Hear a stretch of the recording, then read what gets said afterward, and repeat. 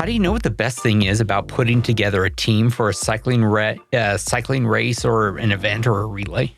Oh, training together? No. Working on strategy together? Oh, no. Celebrating a win or loss together? Absolutely not. Hottie, I'm actually a little embarrassed for you. The very best thing about having a team is coming up with the name for the team. And I think I came up with the very best team name ever for a relay team in a 450-mile road event about 5 or 7 years ago. So what was the name? It was my wife and me and a couple of fast young racers, so we called ourselves the Young and the Restless Leg Syndrome. I was wondering how you were going to work in Floyd's of Leadville, this show's title sponsor, into this spot, but I think I see now. Yeah, it's not actually a restless leg syndrome that I've got, but it feels like it. It's after a long or tough workout, I always have a tough time going to sleep because my legs ache and they twitch, and they're just generally kind of restless. Yeah, I know that feeling, and you're not the only one with that problem, Fatty. Pete Stetna, who we've talked with over at the Marginal Gains podcast, says that especially after intense races or training sessions, he likes to take a Floyd's of Leadville 50 milligram soft gel to fall asleep easier. Yeah, it helps him calm the mind and aid in recovery like it does for everyone. And in my own personal experience, it helps me get past that twitchy post-effort ache in my legs and get some sleep, which is absolutely, truly the most important part of the recovery process. Yeah, whether you go with 25, 50, or 100 milligrams in an isolate or full spectrum formulation, Floyd's of Leadville makes a real difference in your recovery.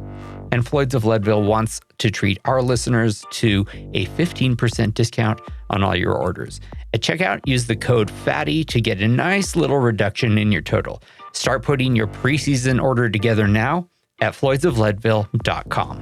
And thanks, Floyd's of Leadville, for sponsoring the show. 3, 2, 1.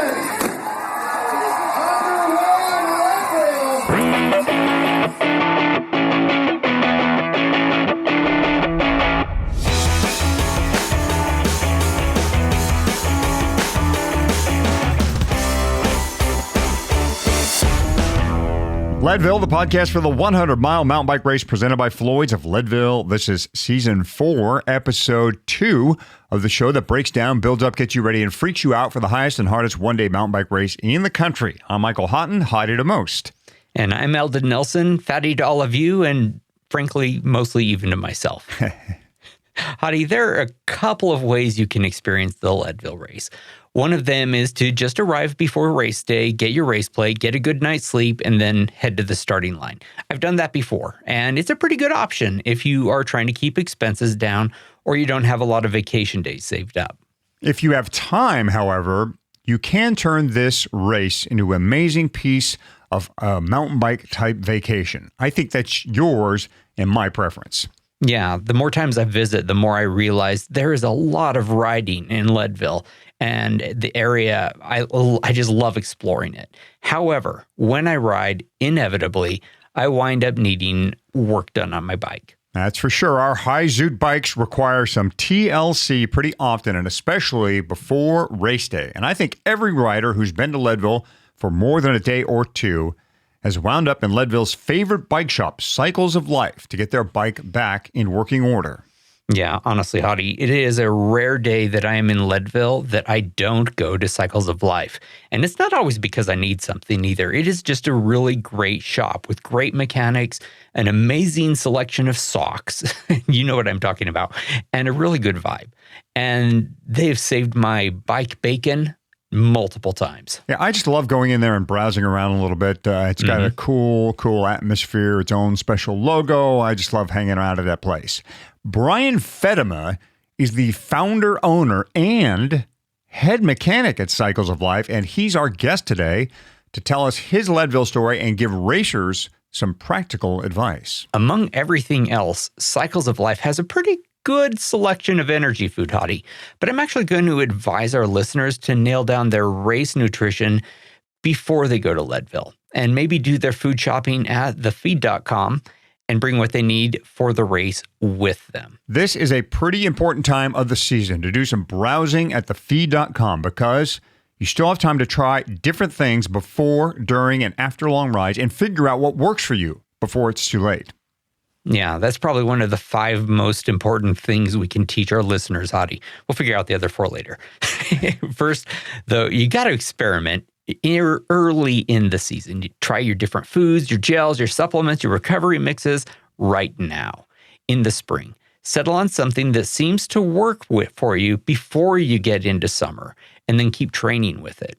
More tweaks is necessary little by little so that by the time you get to Leadville, you know what works for you. And thefeed.com is the perfect place to do this early season experimenting. They carry a massive variety of hydration, gels, chews, bars, waffles, and more, all at great prices. And of course, our listeners get a discount. Yep. Go to thefeed.com/Leadville for a 15% discount, which adds up to quite a bit over the long haul. Try several things now, buy more of what works for you, narrow it down to what you plan to race with, and then train with that. That is what I do, and it was the major bugaboo. Bonks, stomach issues that plagued me for the first 15 times I raced Leadville 100. And that, because I finally figured it out, I'm a slow learner, is no problem at all for me. Yeah, we've said this countless times. Leadville is an eating contest disguised as a bike race. And you can't win that eating contest without practice. So one more time, it's thefeed.com/Leadville. Okay, Hottie, one last thing before we get into this conversation with Brian. This is sort of a confession. I have talked with him many, many times as Cycles of Life, as he worked on my bike, or as I bought tubes or cool socks or whatever. And I never, until we did this podcast, understand that he is the owner of the shop. Yeah, if you go into Cycles of Life, he's the bearded guy. He looks like a regular guy just working on bikes. He's also the owner. And your experience there, Fatty, is not uncommon. Whatever the opposite of self-important is, that's Brian. He's just a thoughtful, friendly, helpful guy who happens to run what is almost certainly the most important retail establishment, to people like us anyway, in Leadville.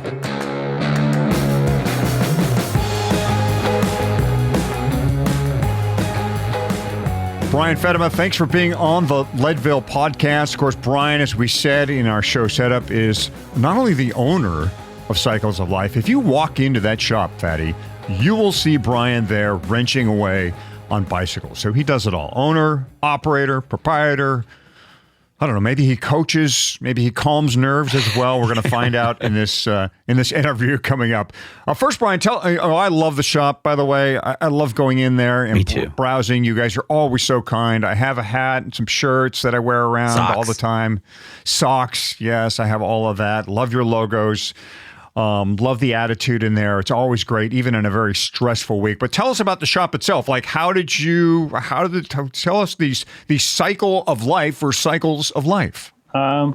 We started in 2006. I hadn't moved here quite yet. I was still working some of my responsibilities in Utah. I worked for a wilderness program there for a long, long time. And I always told myself that I would move on before I lost all the kind thoughts and remembrances of working with kids in the wilderness. And I had a childhood friend that lived here in Leadville, and we met in Telluride, I think, for a weekend of ski, and I had a little bit more time off, so I came to Leadville with her to visit the place, do some skiing. I thought it was a really cool place. I like small towns. The town I moved from didn't have any stoplights. This place had one stoplight at the time, so it was quite a bit bigger than what I was used to at the time. And I ended up coming back a few other times. Came back in the summer, rode the mountain bike trails here. Just really, really fell in love with Leadville, like a lot of people do. Just the grandeur of everything and the real kind of down to earth people that live here. And I ended up breaking my bike, and the bike shop that was here at the time wasn't open. And I got to thinking about stuff. I was kind of nearing my end of working with kids in the wilderness, and I always wanted to open a bike shop because I worked at one when I was a kid, and was really, really enamored with bicycles. And the owner was a huge mentor of mine. aside from almost firing me my first week. I ended up being there for 4 or 5 years and ended up being one of the managers. So I got to asking around town if this town was big enough for like a proper bike shop. And one of my friends told me that I should talk to this other guy that owned the coffee shop at the time. So I went in and I talked to him for 3 hours. We didn't talk really anything about like what the bike shop would look like. We just talked about values and things like that. He's a Minnesota boy as well. So we kind of hit it off really well off the get-go. And then I had to go back into the wilderness for a couple week shift. And then we had planned to talk about, whether or not we were going to pull the trigger or not once I came out. I think I remember calling him, and we were both pretty happy with who we were paired up with, and decided that we'd start up a bike shop in Leadville. And then from there, it happened pretty fast as far as, then there was lots of storefronts on Harrison Avenue. And so we found one real quick right next to the coffee shop. So it was really kind of, it helped his business that he already had, and started up this bike shop called Cycles of Life. And the history is from there on. It's we've I think 17 years now we've been doing business, and we parted ways about 7 years ago, and then so I think 2012 or something like that, I think, is when I purchased him out of the business, and then from there just kind of tried to kind of utilize all the things I learned working for this guy named Bruce Stainbrook back in Minnesota with a very, very fitting name called Out and About Gear. He taught me a lot, and he's the way that he worked with everybody was just was something I really looked up to, and that's something that I still put in place every day at the store as far as treating everybody as equal, and nobody's better than anybody else, and just wanting to make sure that everybody's set up for success as far as really enjoying biking and doing everything we can to foster that. It does come through in your shop that what Hottie mentioned at the beginning, that there is a great feeling to your shop, that when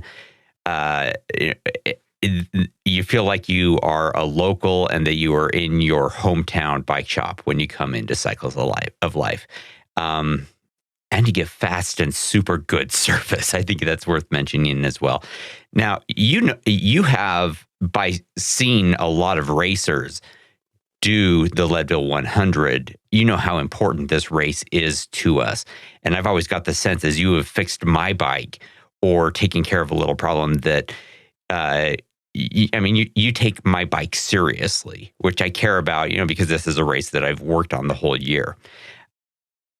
How do you get that sense? And have you done this race yourself? Yeah, I've done it. It's a very, very poor time of year for me to be doing races. I attempted to do it. I think it was the second year that Lance Armstrong did it. That week leading up to the race, we're on our feet for a long time during the day, taking care of everybody else. It was actually a pretty catastrophic day for me.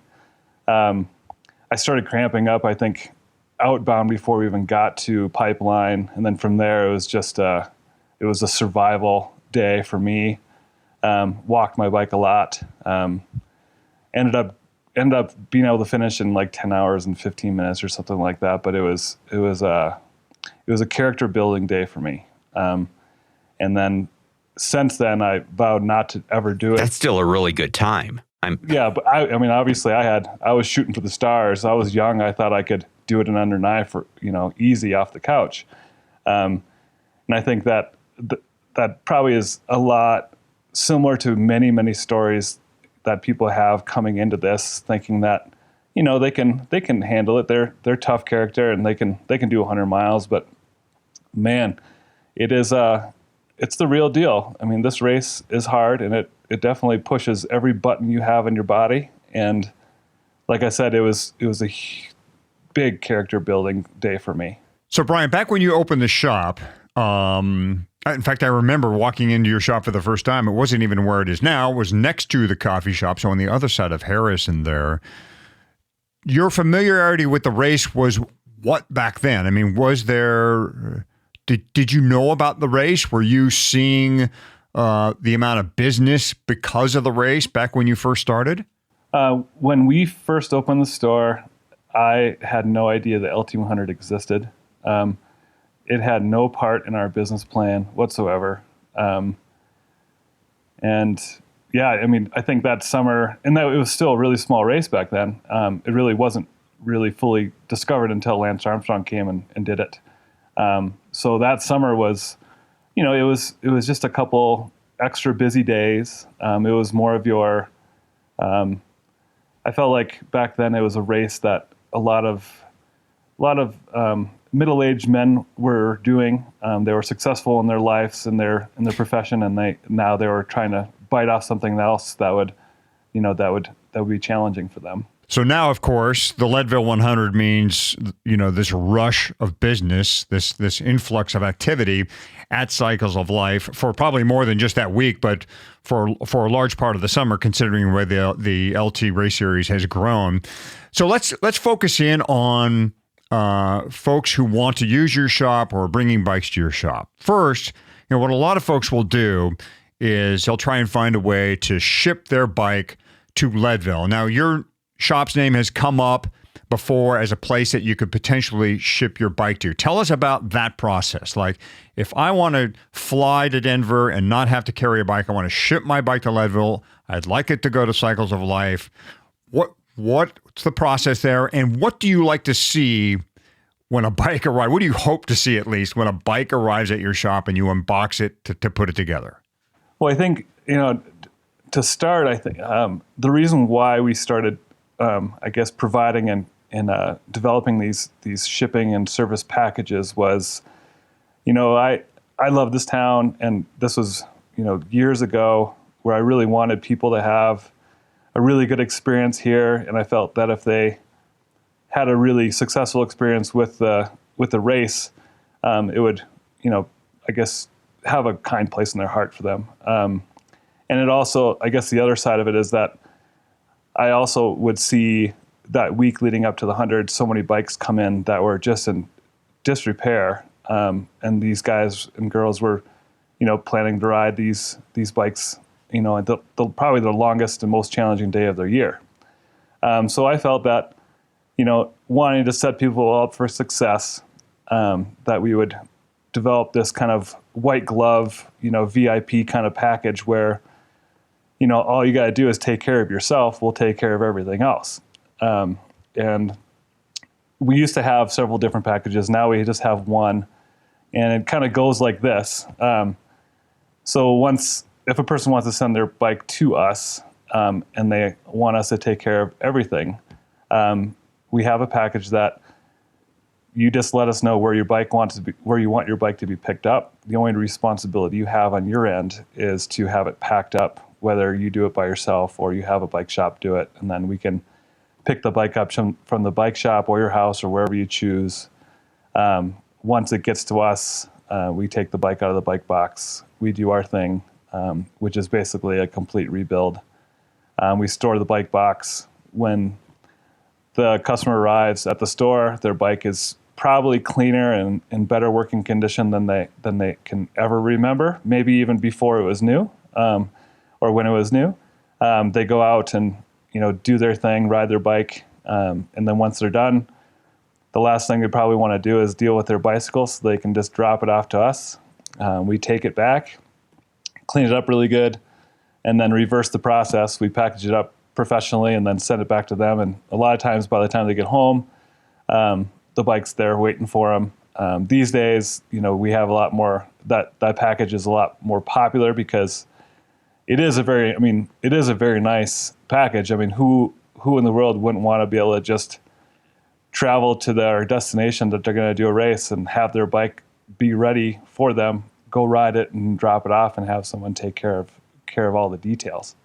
So that's kind of why we developed it and why we've kind of tweaked it here and there over the years. But I think originally why it's developed the way it is is I thought to myself, well, if I had all the money in the world, and everybody wants to be a professional athlete, and I think that's as probably close to being treated like one as you can get.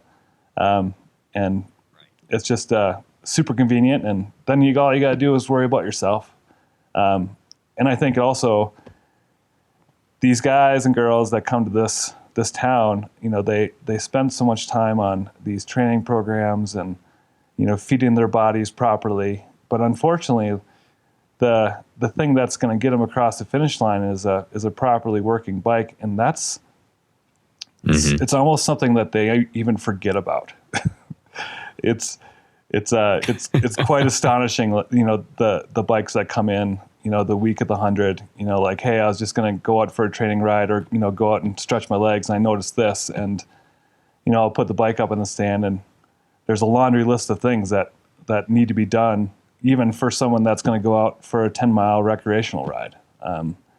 So that was another big aspect of why we developed the package. Yeah, and you have a limited number of truly pro mechanics who can do the job at the level of excellence that you want. So, I mean, this is key learning number one for this episode.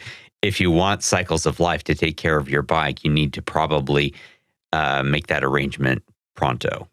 Yeah, pronto, and know that it's not free. To have that kind of service and have someone that has, over 20 years of mechanics expertise working on your bike, that's, it's not cheap. The package is $699, but be very, very, comforted in the fact that the person that's working on your bike knows how to work on bikes, and most of the time it is me. And if it's not me, I look over every single bike that comes in with that package as far as giving the green light to give to the customer. Right. And I will say that as someone who drives to Leadville, I live close enough that I can do that, and I've not needed to do that. However, I have brought in bikes many times for 2 Cycles of Life, and you don't charge an arm and a leg. You charge very competitive prices. This is, if you're charging $700, you're putting $700 worth of work into that bike. And anytime you've ever done the work on a bike, I've got back a bike that is just working better than I normally would ever expect to get in a tourist shop, frankly. So it's you guys do amazing work. Now, some of us are pretty comfortable with working on our bikes. I'm one of those. I can handle myself for the most part. There's some bigger things I genuinely won't do. And like a lot of folks, my routine is, and I think this is pretty typical, you come up the week of the race, you plan to do some rides, and of course, then you've got race day. So for the folks who can handle themselves around their bicycle, for the week of the race and race day, besides the obvious stuff like chain lube and a spare tube, what are some of the things, Brian, you would suggest people bring with them to conduct their normal maintenance the week of? And of course, what should they absolutely be carrying race day? Yeah, in a way, this is asking, what do you sell out of before the race every year? What are the stuff that people forget to bring? I think, the saying that I've always lived my life by is, if you fail to prepare, you prepare to fail. And I think the biggest thing, showing up to Leadville with, instead of having to maintain your bicycle during that week, is a properly, a nicely tuned bicycle that all you got to do is maintain that week by cleaning the chain, putting lube on it, and that kind of stuff. So a good proper tune in your hometown at your local bike shop, before you come to Leadville, I think is really important. Just as important as making sure you ride that bike a couple times after that tune, because, people make mistakes. Sometimes people miss things. So catching those things before you get to Leadville is always great. And if you don't, that's why we're here. Our turnaround is very, very quick always. And, during the week of the 100, and even most of the summer, a lot of times we're turning things around that day because, people don't have the time and the convenience to wait for their bikes. But as far as, the stash of equipment, gear, that kind of stuff that you're going to have with you during the 100 before you start the race, I always like to play Murphy's Law against itself. Obviously not bringing everything but the kitchen sink, but if you forget your chain tool, you're probably going to break your chain. If you don't have any tubes, you're probably going to get 3 flats. But from the bare minimum, having at least on your person, and then what your support team has at the different places that you're going to see them, that's a different story. But on your person, I think the bare minimum you should have at least 1 tube, a patch kit, a multi-tool, chain tool, one of those kind of tire plugs is great. Mm-hmm. And then, do you sell a lot of tires, the actual tires, during race week and the leading up to it? Yeah, we sell a lot of tires leading up to the race week because everybody is, they've been training on their bikes all summer, and they're really, wearing out lots of things, including your tires. And, the tires are the things that make contact with the road. Yep. It's probably one of the most important parts of a bicycle. People spend, so much time, energy, and money on putting all these carbon fiber trinkets on their bikes. By far, I think the number one thing to play there's 2 things I think playing Murphy's Law against itself is getting new tires before the race, and all the way through the summer, having your local bike shop check the stretch of your chain. It doesn't cost anything to have a bike shop do that for you. They're happy to do it. What I see a lot of times in the bike shop is someone will come in for some sort of shifting issue, and I'll put the chain checker on their chain. It's so stretched out that you can't replace anything, because if you had to replace one thing, you'd have to replace it all.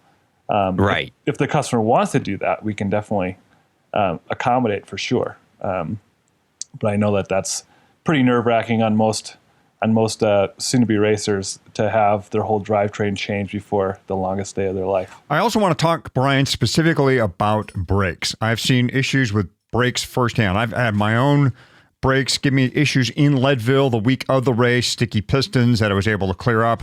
I had a friend of mine who I was pacing one year. He rode down to the start line I stayed at our house. While I was sitting in the house, I heard him coming back up to the house yelling, "Hottie, Hottie, Hottie, my brakes are out." Like he was ready to start the race and his brakes went out.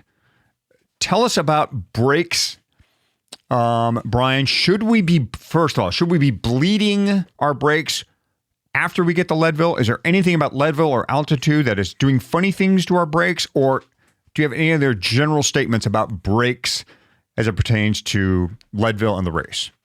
If we wanted to really dive into it, that could be a lengthy conversation. I think, with so many brake systems out there, the best brakes I think that I prefer are ones that have a reservoir. So that way nothing, it's not all in line.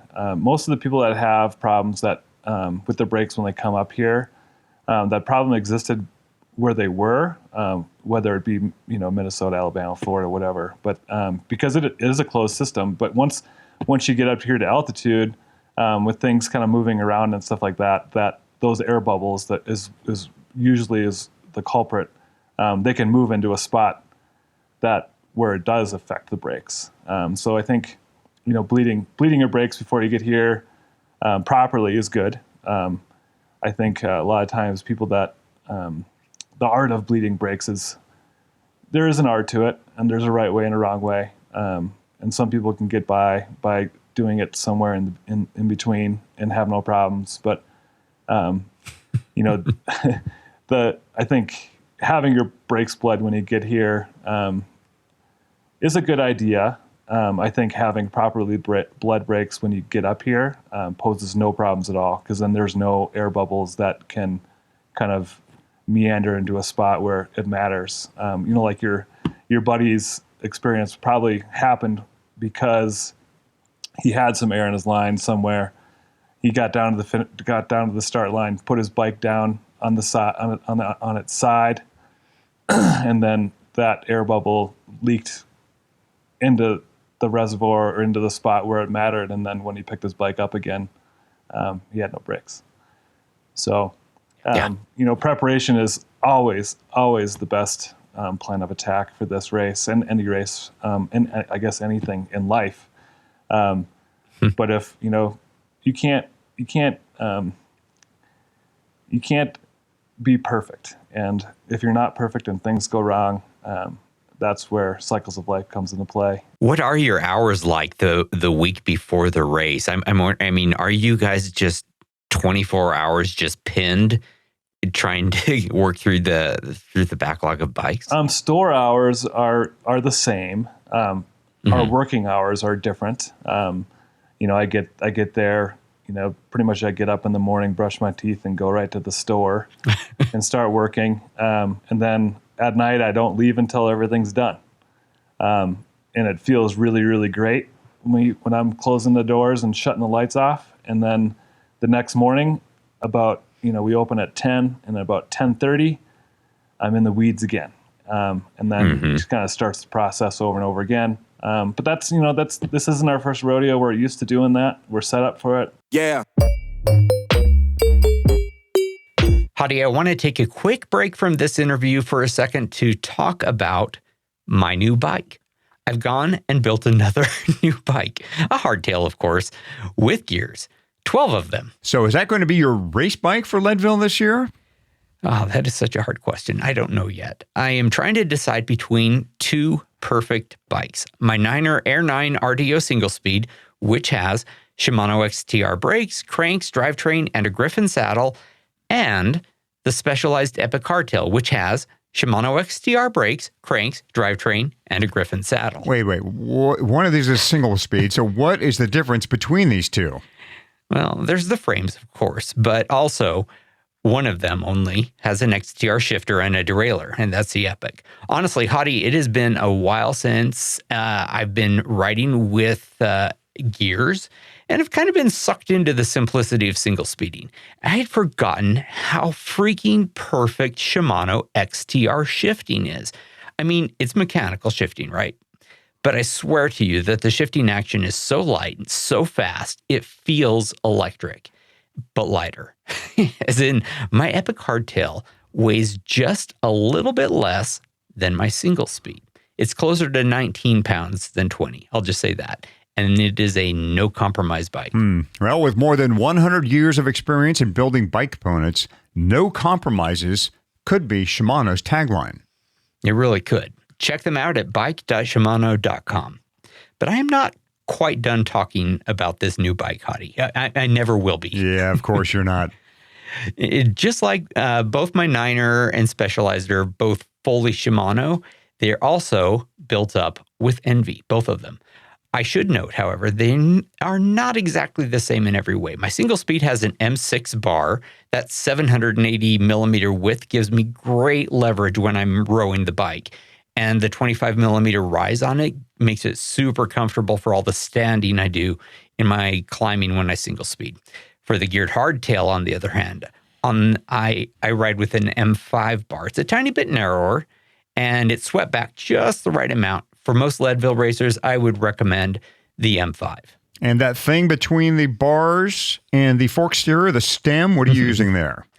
That's actually a terrific question because I'm not using one of the stems that you would expect. I'm not using the M6 stem, their carbon stem for mountain bikes, and I'm also not using the alloy mountain stems. I figured you'd be for sure using those new alloy stems, strong, light, good price, and a definite envy look to them.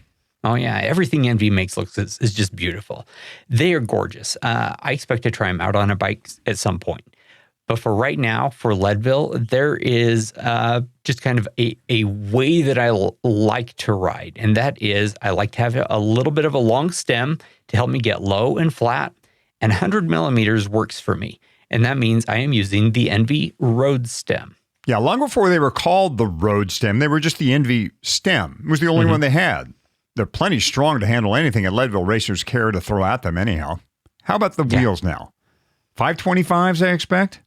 Yes, sort of. On my single speed, I actually took some 7-year-old Envy XC wheels I own and put those on, which I think is a pretty amazing testament to this company.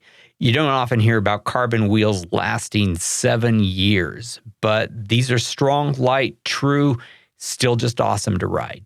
That's Envy for you. They are pricey up front, of course, but they last through, in this case, multiple frames. I think this wheel set has been on 3 frames now, and they wind up, therefore, being a really great value in the long run. For the hardtail, the Epic hardtail that I'm going to be racing on, I have a set of 525s on right now. They are the smart, obvious choice for a Leadville bike, but I've also got something a little super secret in the works. I might bring it up in a future spot. All right. Well, you can learn more about all of Envy's wheels, which are essentially Fatty's wheels, and their components and accessories, many of which seem like they're made with the Leadville Trail 100 in mind, but which can pretty much handle anything you throw at them on any terrain. Just go to Envy, that is ENVE.com. All right. Let's get back with Brian Feddema of Leadville's Cycles of Life. Yeah, as you well know, Brian, Leadville is notoriously hard on the athlete. I mean, it is a bruiser of a race. 99% of the reason is the altitude. It's just crazy up there what happens to you power-wise. But that said, what kind of punishment does Leadville specifically have in store for our bicycles? Like, is it, do you think it's the rocks, the terrain? Where are the stresses on our machines that Leadville in particular delivers? And what do you see? What are the failures you see there? Well, I think, if you're showing up with a bike that's ready to go, the things that are going to get you out here are, like you aforementioned, is the brakes. Because most people don't live in a place where there's so much downhilling in a race course where they're really on their brakes all the time. And then tires is another pitfall. There's a lot of rocks out there, and there's a lot of other things that can get you. And who knows? Like there's all sorts of things that can happen, whether it be a twig that goes up in your derailleur and things that all sorts of things that you can't plan for. And that's why we're strategically placed on race day at the bottom of Columbine. So that way, when people come down and they're having issues, they stop at our trailer. And, I have all sorts of resources in the trailer where I've bled lots of brakes on the course. I've given people new brakes. I've given people new wheels, new tires, new drivetrains. So many things. Like, you name it, I've done it out there.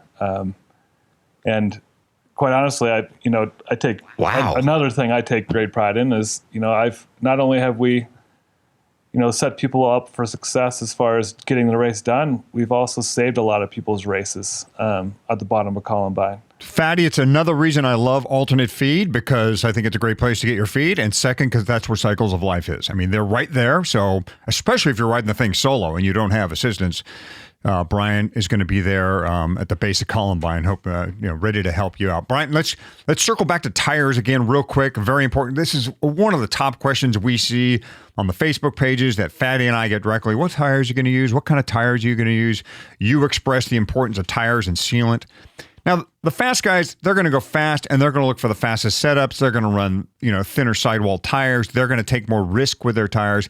But for the rest of us, for the other 1,500 riders in this race, what's your tire advice? Do you advise for sidewall protection? And B, are you doing any of the insert installations for Leadville specifically, like Cush Core and stuff like that? Is that becoming a thing for you?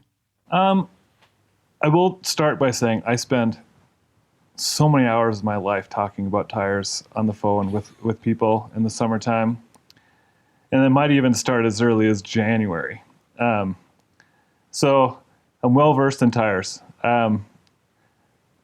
We don't do too much Cush Core stuff, just for the fact that, a lot of people are really worried about weight. And if you ever got a flat with a Cush Core, it's really, most people don't have the skills and they're a little bit flustered anyway to be able to take care of that.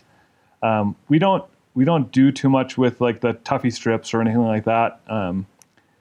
my main thing is there's a certain tire brand that I really like that has, with all their tires, has a really good fine balance between, lightness, nice tread, good sidewall protection. Because I think the main cause for flats is going to, at least people that are running tubeless, is going to be a sidewall tear. And that's, I know that everybody's trying to get, whittled down on their weight on the bike. And one really important is the rolling weight or the moving weight of a tire. I don't prefer the thin sidewall tires just because I feel like it, no matter how good of a rider you are, you can flick up a rock or hit something.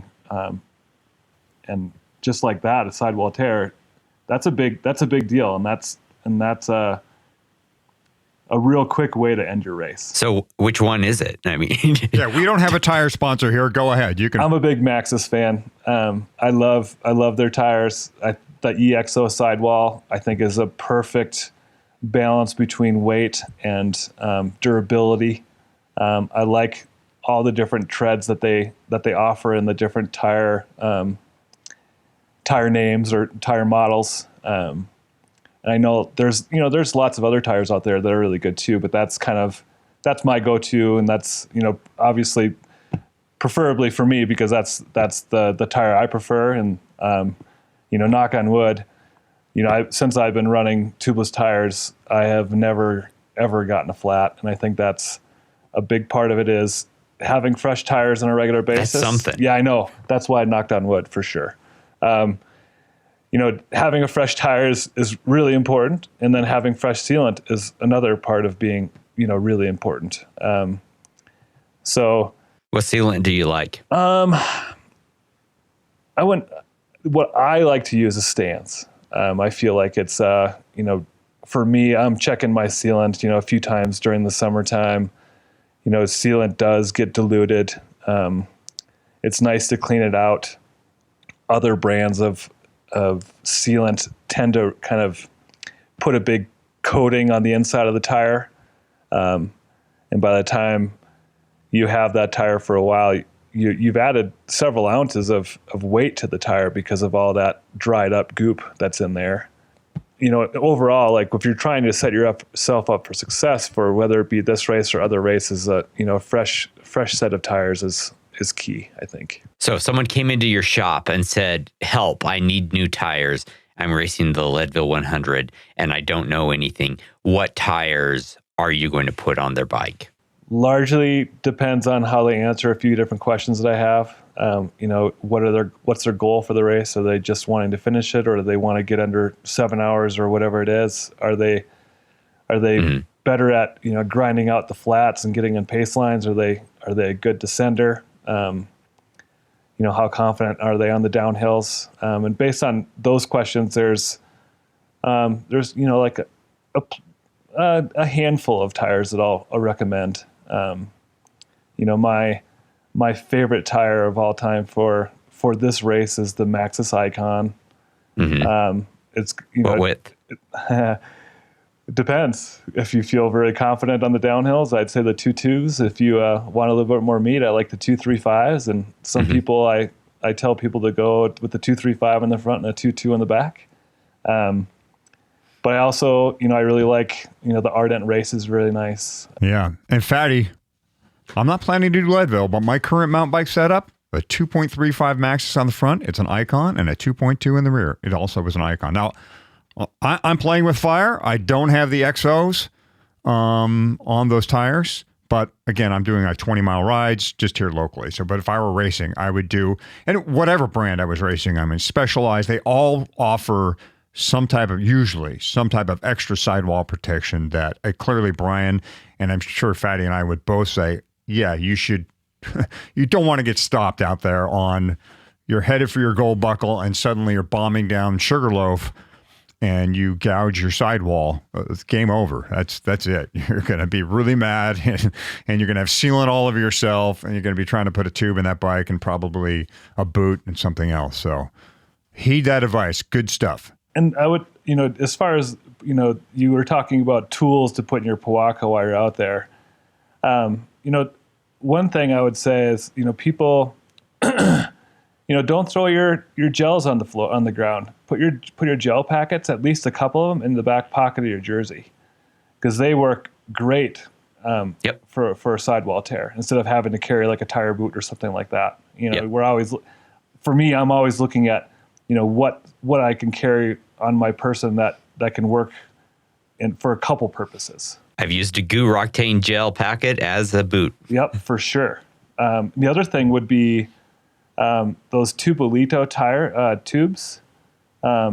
Instead of carrying like a butyl tube, they're super, super tough. They're really light. They pack down really well. They're a little expensive. I did the La Ruta race in Costa Rica a couple years ago, and I got a sidewall tear on the first day, and I put one of those in, and in my haste, I forgot to put something in between the tube and the tire, and I raced the next 2 days on that same tube. And then once I was done, I cleaned it up. It's still in my bag right now. I still have the same tube. So Brian, we dragged you into the tire debate. Let's drag you into another debate here. In addition to tires being a huge question surrounding the Leadville Trail 100, you get them, we get them. The other one is, what kind of bike should I ride? I mean, this is something Fatty and I hear a lot about. I'm sure you get it all the time too. Should I be on a hardtail? Should I be on a full suspension? Should I be on a gravel bike? Maybe a fat bike? Do you even, I know this is a landmine for you, but do you at all try and advise people? And if you do, what do you tell them? What do you tell them? Should I be on a hardtail, full suspension? Is a gravel bike something I should ride, or a fat bike at the Leadville Trail 100? Right. I mean, there are people that ride fat bikes. I don't think that's hedging your bets in any sort of way to finish this race. Although I have lots of respect for the people that do it. And I think everybody is they're looking to tip the scales in their favor to finish this race. Because I think this is a bucket list race, and it's no joke. Mm-hmm. It's a hard race. And I think it really boils down to the person, kind of, the same kind of vein of conversation regarding tires. The really 17-pound hardtail isn't going to be the panacea for everybody. Most of the times when people are, that's the other thing I talk about most while I'm at work on the phone, is people picking my brain as far as what bike to bring, what bike to use. And I think largely it has to do with the person's abilities and their goals. Sure.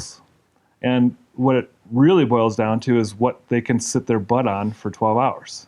For me, if I ever did the race again, I would ride a hardtail, probably something that had like when I did it, I rode a Moots YBB. I felt like that was the perfect bike for me, just for the fact that it wasn't so rough to ride as a hardtail, but it wasn't so heavy as a full suspension bike.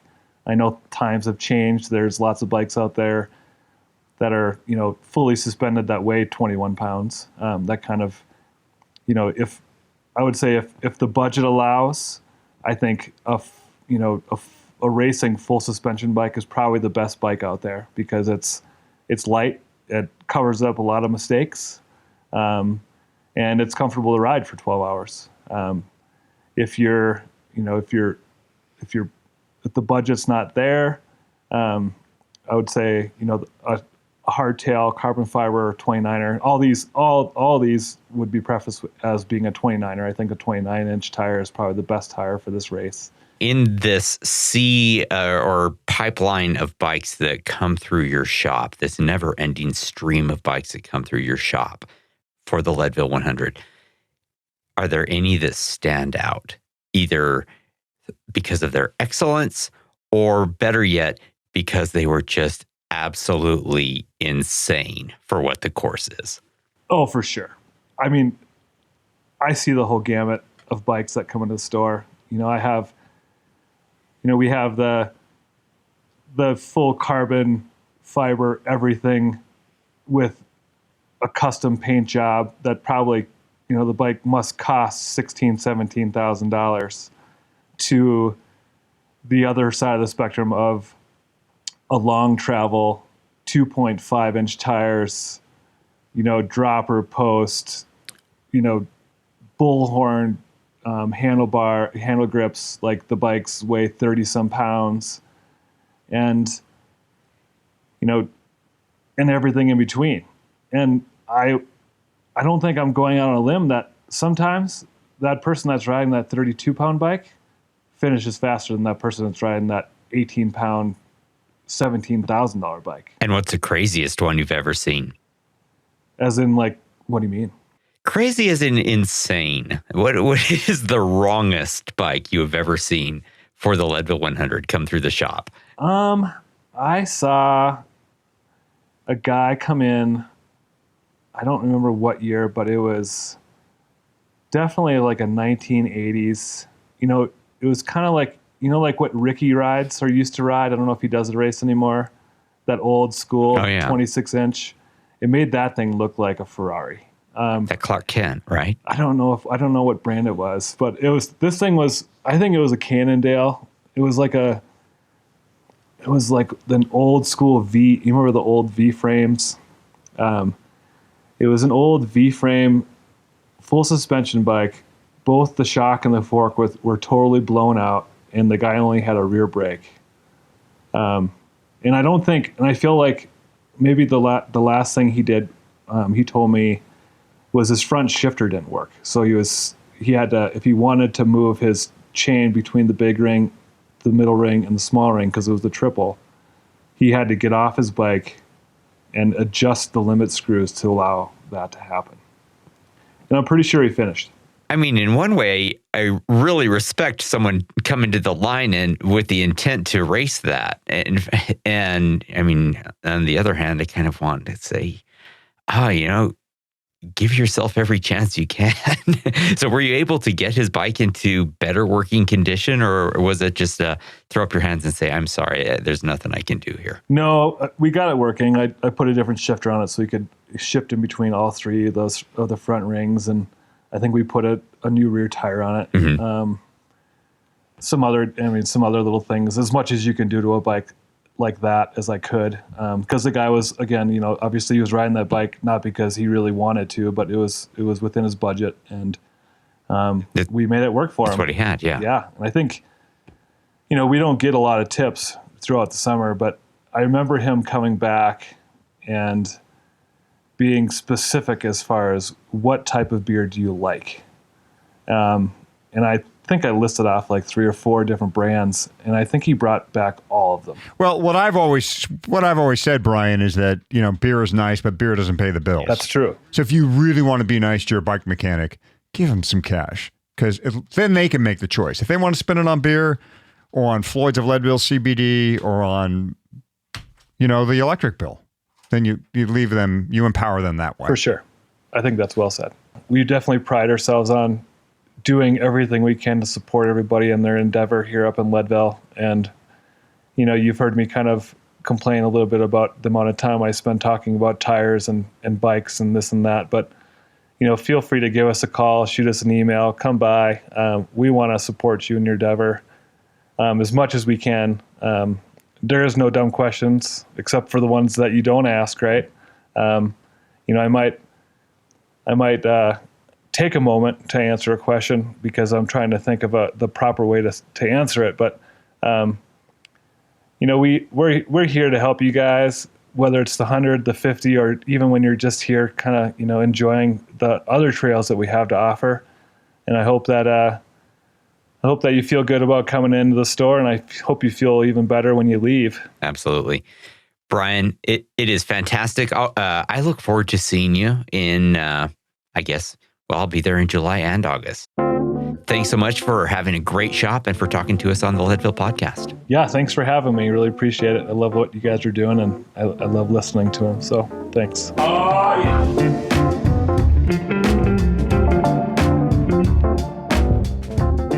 Hottie, Brian is such a great guy, and just after last year, I'm so excited to head over to his shop and just, hang out. Not to mention actually do the Leadville race this August. Right, Fatty. I think we're all excited to be getting out, riding, and racing. Oh, I know I am. And you know what else I'm excited for is the new kits from DNA. DNA is back as our custom kit sponsor, and they are ready to create custom designs for our listeners to represent the company, club, family, or team in Leadville this year. Yep, whether for a small, medium, or large number of jerseys, socks, or the full kit, DNA can design, order, produce, and deliver your custom kit for you. Yeah, most of us would love having a custom kit, but the hassle of getting a great design together, getting the kit in time, collecting the money from folks, and getting it all to the right people, logistics, frankly, are sucky. we do not like that. Nah, and DNA just takes care of all that anyhow. So all you have to do is come to them or go to them with your idea. They can literally do everything else. And they're great quality jerseys too, handmade in Italy. Yeah, absolutely. It's what they do. And it's who we go to for our custom kit. Check them out at dnacycling.com. All right, let's go ahead and wrap this episode. Big thanks to Brian at Cycles of Life. He's an amazing guy with a great shop. I am on Twitter with the handle @FatCyclist. Hottie hangs on Instagram under the title Michael Houghton. And of course, we both hang around on Facebook and the Leadville 100 participants page. If you have a story you might think will fit into this season of storytelling, let us know. Join our Slack channel. You'll find a link over at Leadville100podcast.com and tell us what you think our listeners ought to hear. And if you like this show, go over to Apple Podcasts and give us a 5-star rating and a ridiculously positive review. And support our sponsors because they support us. Good luck in your training. Thanks for listening. And we will see you at the 2021 starting line.